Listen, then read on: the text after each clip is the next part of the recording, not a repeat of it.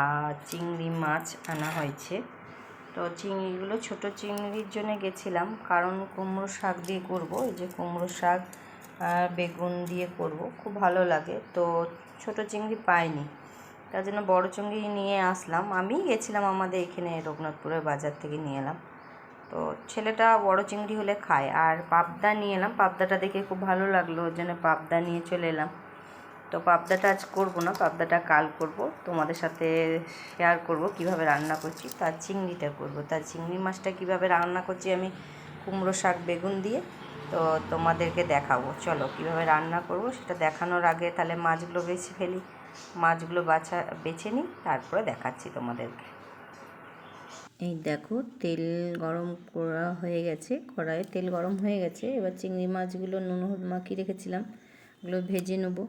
একটু বেশি করে আমি চিংড়ি মাছ ভাজি না, খুব কড়া করে ভাজি না, একটু হালকা হালকায় ভাজি। আমার চিংড়ি মাছ হালকা ভাজা খেতে ভালো লাগে। তাই এগুলোকে ভাজা হয়ে গেছে, এবার এগুলোকে একটু তুলে নেব, কারণ বেশি ভাজবো না, তো আমি আগেই বললাম। তো এগুলোকে সব তুলে নিই। দেখো তোলার পর এগুলোকে এই কালো জিরে দেবো, দেখো একটু কালো জিরে, একটু কাঁচা লঙ্কা দেবো।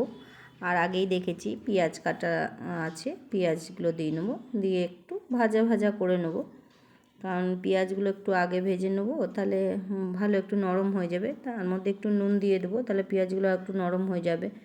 পেঁয়াজ কাঁচা লঙ্কাটা একটু ভাজা ভাজা হয়ে গেলে বেগুনগুলো দিয়ে দেবো। বেগুন একটু আর একটু বেশি দিলে ভালো হতো বেগুন, কিন্তু ছিল না বলে, একটা বেগুন ছিল বলে একটা বেগুনই দিলাম।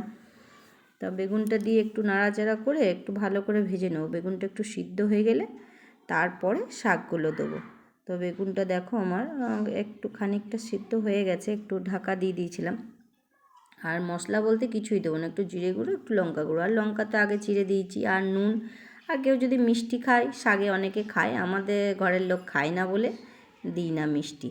তারপরে শাকগুলো আগের থেকে একটু সিদ্ধ করে রেখেছিলাম নুন হলুদ দিয়ে, সেগুলো দিয়ে দেবো কুমড়ো শাকটার মধ্যে। তারপরে এবার নাড়াচাড়া করব, আর সিম করে ঢাকা দিয়ে শাকটাকে করব, যাতে বেগুন আর শাক দুটো একসাথে মিশে যায়। তো এক হাতে ক্যামেরা ধরে আছি, এক হাতে রান্না করছি, তো তার জন্য একটু অসুবিধা হচ্ছে আমার। তাও এই দেখো ঢাকা দিয়ে দিয়েছিলাম খানিকটা, এই দেখো ঢাকা দিয়ে দিয়েই করতে হয় রান্নাটা, তাহলে ভালো হয়। ডাটাগুলো বেশি করে একটু সিদ্ধ হয়ে যায়, খেতে ভালো লাগে।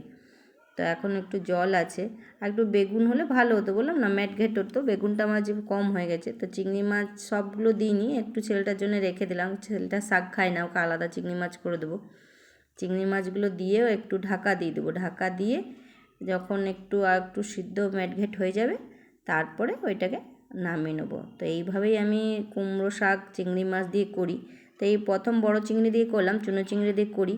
তো পুরো রান্নাটাই দেখো কমপ্লিট হয়ে গেছে আমার, আমি নামিয়ে নিয়েছি। তো বন্ধুরা সবাই তোমরা বাড়িতে রান্না করে খেয়ে দেখো, তারপরে কেমন হয় আমাকে জানিও। আমার তো খুব ভালো লাগে, তোমরা একটু বানিয়ে খেও। Bye bye, tata.